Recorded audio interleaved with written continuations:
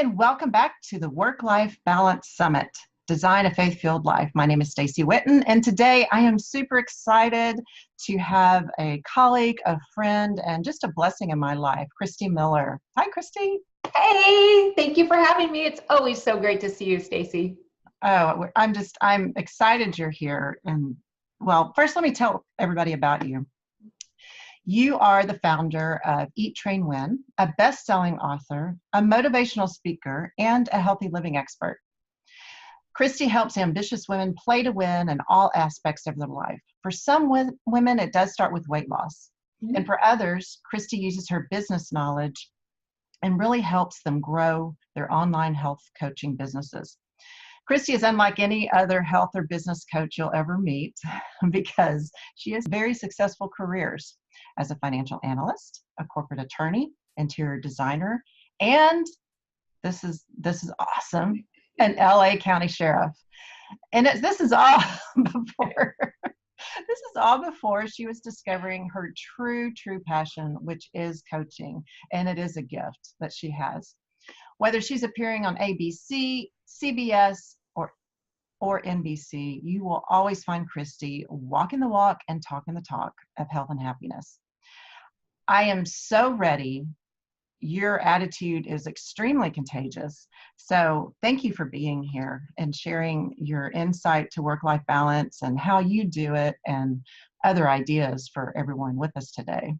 You are welcome. I can't stop smiling because I love being around you, Staci. So this is going to be fun. Oh, well, thank you. Thank you. Well, let's start off with a simple question. How do you live a more intentional life to achieve some balance?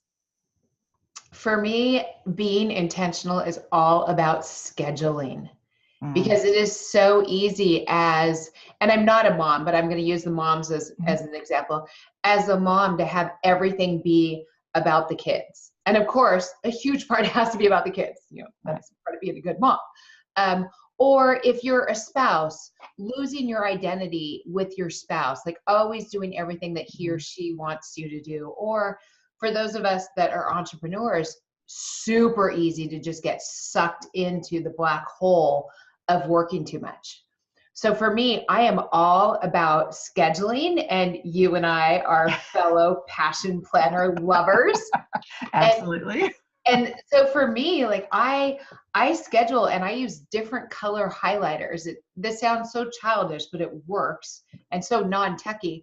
I use different color highlighters to block out different compartments. Yes.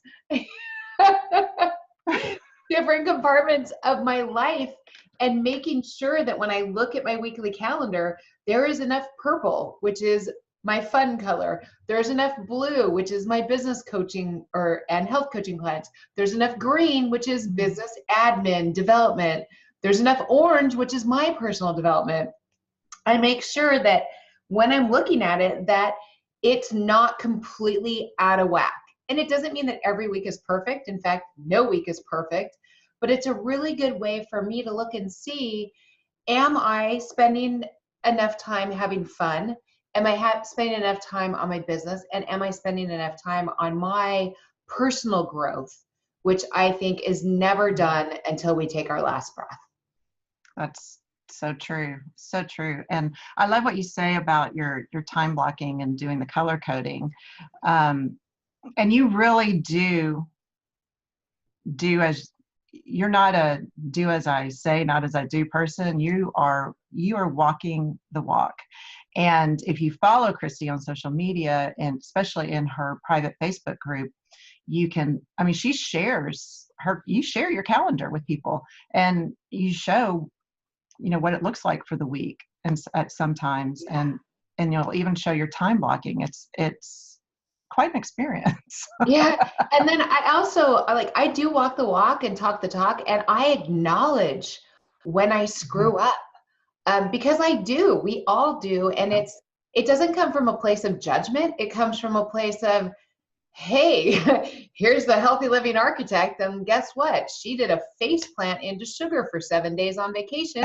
And here's how I'm readjusting. And here's why I'm not beating myself up. how I'm coming back to walking the walk and talking the talk from a place of love and self-compassion, and really asking myself, wow, what happened? What went wrong? What was I missing? Where can I grow from this experience? Like, I am so over beating myself up. I did that for a good 4 decades. And now at 53, I'm like, this feels so much better than. Yes. Oh my gosh, it's so true. And that life as a perfectionist too. You can't, you got to give yourself grace. You really do. Yeah. Wow. So what is your biggest obstacle in trying to achieve that intentional living or balanced life? I am one of those people that is very prone to tunnel vision. And I wouldn't say it's the all or nothing. I'm like this lifelong project of breaking the all or nothing attitude. Like, I used to really have that, to where if I couldn't do something perfectly, I just wouldn't do it. But for me now, really, and this is why my scheduling is so important, I can so easily get into tunnel vision where I set my eyes on a goal and I accomplish it, but unfortunately I'm leaving a wake behind me. And maybe it's a spouse who feels neglected, or friends who don't know I exist anymore, or whatever. And so that my biggest block really, or obstacle in living an intentional life, is that tunnel vision. And this is why it goes full circle again into planning. Like, and it sounds lame that we have to plan to have fun, but the truth of the matter is we sometimes in our life have to plan to have fun. That's so true. And you were talking about the color coding. I know like last week, or it was the week before last, I was taking my pink highlighter because that's my fun color. And I was just like smiling, coloring in stuff. You get so involved in a project or so involved with your clients and helping them, that's one area that I can completely overlook very easily, is that fun. Yeah, I think as women that fun factor is really easy to overlook, because we are the caretakers, the caregivers, the leaders, etc. And we have so much on our plate, whether we have kids or not. We just have so much and we do so much. And it's the mindset that needs a shift in order to have fun. And, you know, if scheduling fun is the way to have fun, then schedule fun. Exactly. It doesn't matter. It sounds weird, but it works. It works. It's the same thing. Like, I schedule laundry because if I don't, I'm turning my underwear inside out and wearing it again. Not a good idea ever. Yeah, absolutely. So one thing that you are really good about is you even referred to your community as winners. How do you set people up for the win? I love nothing better than when I see my winners. That's what I call my clients, whether they're free people in my Facebook group or they're on my email list. Everyone is a winner. Like, you don't have to pay me for me to call you a winner. And with women in particular, winning has a negative connotation for many women. They think that if they are winning, it means that somebody else is losing. So the first thing I do is redefine, what does it mean to win? And winning could be drinking 64 ounces of water. Winning could be going for a 5-minute walk. Winning doesn't mean hitting your weight loss goal. There's a million wins from the time you start until the time you hit the goal. Or if it's a business goal, a revenue goal, the goal is not the win. It's every little activity that we take along the way that scores the big win. Does that make sense? Totally makes sense. Yeah. So I set my winners up for the win by having them articulate little baby steps. These, I call them 1% wins, because they're so tiny. Little things that they need to do in their life that are so little, it's almost laughable. And when it's laughable, they get it done. And so it's really just breaking everything down into tiny, tiny, tiny little things that you can't help but win. And one of those, where it's not so tiny, it does take discipline, is never pushing the snooze alarm. Ever, ever, ever. For everyone that's watching these interviews, if you get one thing out of this interview today, I want you to realize that when you hit the snooze alarm, this is not about getting more sleep. In fact, hitting the snooze alarm actually disrupts your sleep. Scientific study there that says it will take you 4 hours to get your brain back into the place it would have been if you had just woken up. But that's not why I want to talk about the snooze alarm. When you hit the snooze alarm, you are telling yourself that it is 100% okay to never honor your commitments. And do Oh, you wow. really want to start your day losing? That's what it is. When you hit the snooze alarm, you're starting your day with a loss. You're telling yourself that you're not disciplined, that you can't follow through on what you said you're going to do, because you made a contract the night before with yourself. When you set that alarm, whether it's 4:58 a.m., which is my wake up time, because it adds up to the number 17, which is my lucky number. Because there's really no difference, 4:58 a.m. or 5 a.m. Like, no big deal. So it's 4:58.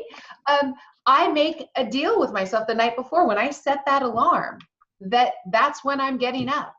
And I don't want to start the day being disappointed in myself. Mm-hmm. So I don't hit the snooze alarm. And the very next thing I do is make the bed, which again is a little piece of discipline that just sets yourself up for another win. And if your entire day is horrible, at least you have a nice, soft, tight place to come back into at the end of the day that feels like a big hug. That's so true. That's so true. The mindset totally changes when you make the bed. It does. And I, of course, went years eating soap because I was a smart aleck kid, but went years saying, why do I have to make my bed? I'm just going to get back in it. I've heard that before. Am I your daughter? Yeah, just saying. Yeah. And it sounds logical, but that's a good reason. I wish I would have thought of that years ago. Yeah. Mm-hmm. But I love the concept of the snooze alarm because, especially if you're time blocking your day, Mm-hmm.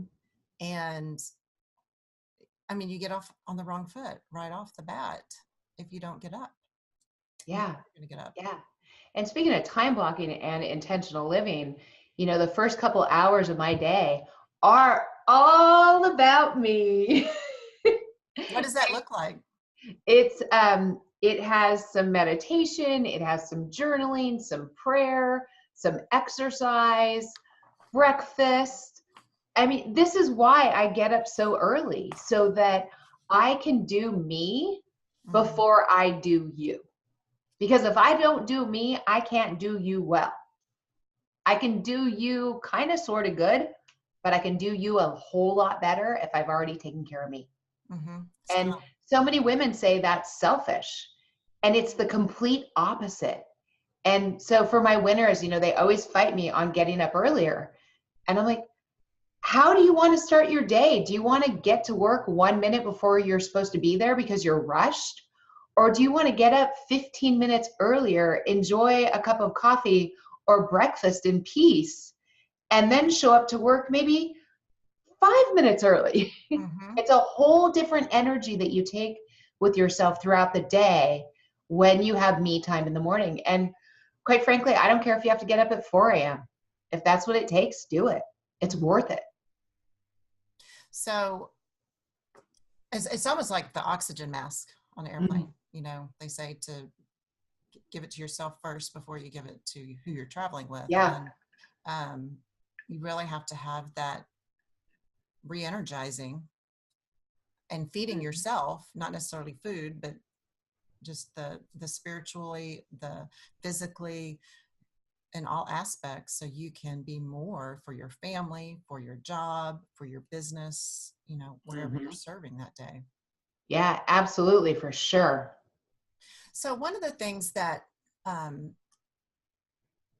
really respect about you as a health coach is you don't start necessarily with the food and the exercise and things like that, although that's important. Mm-hmm. Talk about that a little bit, where you start. Yes. Weight loss and healthy living doesn't start in the kitchen or the gym. It starts in the mind. And it's really about diving deep and finding out what I call your why power. Why do you want to lose weight, or why do you want to live healthier? And it's okay if the first response is very shallow and vain. Hello, when I wanted to lose weight, which I thought was 15 pounds, which and ended up being 31, I just wanted to look better in a bikini. Like, talk about total vanity. I wasn't thinking about health. I was thinking about getting rid of my muffin top. But what really got me going and kept me going was I did this exercise that I call the 5 whys. And actually, Toyota Motor Company calls it the 5 whys, and I use their name. And you basically ask yourself, why do I want to lose weight? Or why do I want to get a new job? Whatever it is. And then you give yourself one quick little answer, and then you ask why that's important.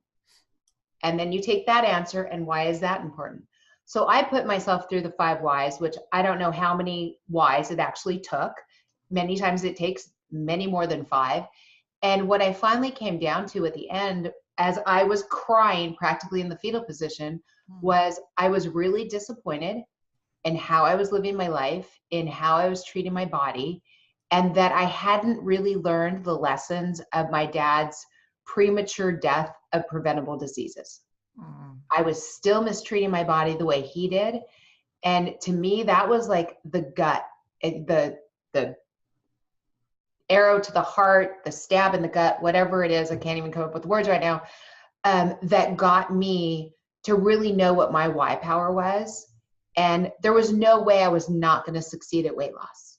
There was no way. And what I didn't know at the time, that was going to lead me to create Eat, Train, Win, to help other women lose weight and to help other health coaches reach more people. Because that is what I'm so passionate about, is helping women live healthier and happier lives. Because if we're not here to be happy, why are we here? Exactly. Oh my gosh. And I am a part of I'm proud to say I am a part of your community. And the stories that come out of your community are they're everyday women. Yeah. That are working, raising a family, whatever the case may be. And it's all the common struggles that we all go through. And they're doing it. They've flipped that switch and they're doing it. And it's just so awesome to hear their stories. And they're inspiring. They're really, yeah, I have goosebumps right now. Like I just got freezing cold goosebumps, because it's like, this is as close as I'll ever get to being a proud mom, since I don't have children. But when I see my winners that have that light bulb moment and that switch turns and they are now in it to win it and they are playing to win, like, I cry. It's just so emotional. And I'm so thankful that I discovered this gift that I have, discovered it later in life. But man, I'm so happy I was fat, because if I had never been fat, I had never gone on this weight loss journey, and I would not be here as Eat, Train, Win. And I just believe that even though we're attempting to live this intentional life, I believe there are other things that are really guiding us through our life, and we end up where we're supposed to be. I just went on a long and twisted journey to get here. I think we all do. Yeah. One of the things I do with my clients is I lay out a timeline. I help them lay out a timeline, and we figure out where they want to start. Some people start all the way back in high school or college. Others start later, and come forward to the present date and seeing what you liked, what you didn't like, your wins, where you struggled, where you were really proud of yourself. And, I bet if you were to do that with your careers and your background, you would see gifts of discernment and, of course, leadership. And it would be really interesting to see that path, how you got to where you are today, because your experiences can bring you to this point to make you good at what how you're serving people today. Absolutely. And I see there are skills and tools that I got from being a financial analyst, from being a corporate attorney, from being an interior designer, from being an LA County sheriff. I know, it's career ADD right here. But I did finally figure out what I want to be when I grow up, and that is a coach, and I love it. Thank goodness I finally figured it out. But I use, skills and talents and tools and attributes that were developed in each of those careers. Thankfully, I don't bring the drill instructor out too often with my clients, but there are times when I need to, and they appreciate it. Yeah. And I warn them. I'm like, drill instructor coming, tough love, here we go. And I've heard some stories of tough love, but it worked. It helped them. It helped them get over an obstacle and moving on to that next level. It's sometimes you have to do that. But I've also heard the very nurturing and loving side that you give people as well. So I think it's important to use both as a coach or as a mom or as a woman. Like there are so many different sides of us that we can tap into. And I always ask my winners when they're joining one of my courses, one of the things in the questionnaire is, how do you want me to treat you when you're not doing what you're saying you're going to do? And I let them tell me, because each of us has a different language of love, a different language of learning, different language of support that we need. And typically, I have to bring all of them out. But we don't want to just be this one-dimensional, like I think of Jillian Michaels on The Biggest Loser. And I love Jillian Michaels, but all she did on The Biggest Loser was scream at people. You got to have, and she has other tools in her tool belt. Love her. So it's just important that we use them. And for some of my winners, they need the soft hug, the shoulder to cry on. And there's other times when that same winner needs me to kick them in the butt. And I do. And it's fun. I love it. I love it. So you've been so generous with your time today. And you're also offering a free gift, the 7 steps to creating the winning weight loss mindset. Tell us about that. Yeah, this is for anyone that's watching right now and they don't have weight to lose. Just take that name out of it and think of it of the 7 steps to creating the winning mindset. And these are 7 tools that I use throughout my day, throughout my life, that get me in the mindset to really nail it, to play to win, to accomplish my goals. And one of the ones in there is discovering your why power, the 5 whys. That's one of the tools in there. So I strongly urge everyone to go grab it, download it. And as you're going through it, think of one goal that you want to accomplish, whether it's weight loss or not, and see how you can use these different tools to get there. And let me know how you do. I love hearing which of the 7 steps is your favorite. And I've seen this tool, and it's got some great information in it. So I do encourage everyone to download it wherever you are on your journey. It's a great tool. Thank you. Well, thank you so much for joining us today. I'm excited you were here. And for anyone that wants Christie's tool, the 7 steps to creating the winning weight loss mindset or winning mindset, just click the link below and be sure to download it. Thanks again, Christie. I appreciate you being with us. You're welcome. Thank you. It was fun.